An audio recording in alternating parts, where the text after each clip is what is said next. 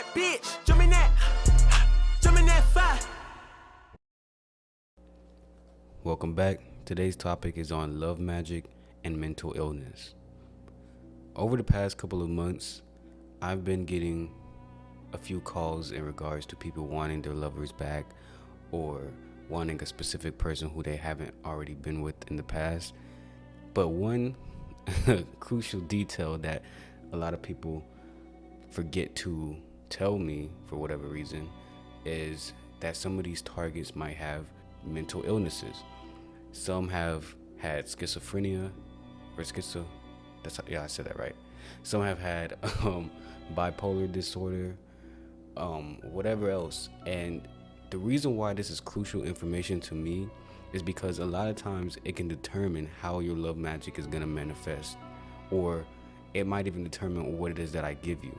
Because if you are dealing with a target who has schizophrenia, and you want to put in Tranquil on them, that's like a recipe for disaster at times. Of course, the manifestations that occur while a person is under in Tranquil work vary, but when you're talking about a person with that type of mental illness, the spirit is most definitely going to take opportunity to torment them, because that's the path of least resistance. And they're going to torment that person's mind because their mind is already somewhat, for lack of better words, sick in that sense. So when you're, like I said, when you have a target like that, that is like a straight pipeline to the loony bin. Because God forbid that they're already a person who are stubborn and it's going to take a while for them to come back, you're going to notice that person's mental health decline until they actually end up admitting themselves into, like I said, the loony hospital. And I've only seen that happen one time, but don't get me wrong, I don't expect it. I don't think that it can't happen again.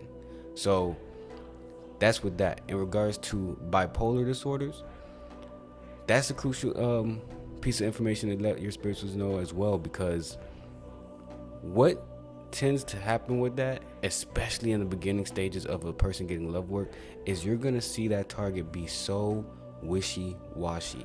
And a lot of times that wishy-washiness does not go away. So you're just going to keep seeing them come back, leave. They start being mean to you, or they'll start being nice again. Mean to you, then nice again. Mean to you, then nice again. And when you're dealing with that, if you're cool with it, then that's all right. Still get the work. But if you're not ready to be prepared to constantly be dealing with the person coming and going, and not eventually just staying, which how it goes with most other clients' work, then I wouldn't put work on a person with that form of mental illness. Now, if you're a person who is doing the work by yourself, my best recommendation for you when it comes to a target that is like this is to go a little easy on them. Don't put your most aggressive form of love work, such as in Tranquil or whatever other crazy deity that you might have, because when that person begins to have consequences, it'll kind of be putting too much pressure on them. And with most cases, from what I've seen, the person will become suicidal before they come back to you. So if your whole objective more so is to bring the person back rather than just have them suffer, I most definitely recommend doing something more lightweight, such as a honey jar, or maybe even candles to a certain extent, or prayers, but things that don't involve heavy consequences. Because when that person gets those heavy consequences, they begin to crack. Like, they can't function under that type of pressure. And like I said, a lot of times they don't end up coming back, or if they do come back, it's not like they're even necessarily really there, because they're so heavily focused on the problems that they're dealing with because of the work that you put on them. So there's always two ways to skin a cat. Not every person needs to have in Tranquil put on them. Some targets need something a little more lightweight, and yeah, it might take a little more time than in Tranquil or even other types of workings.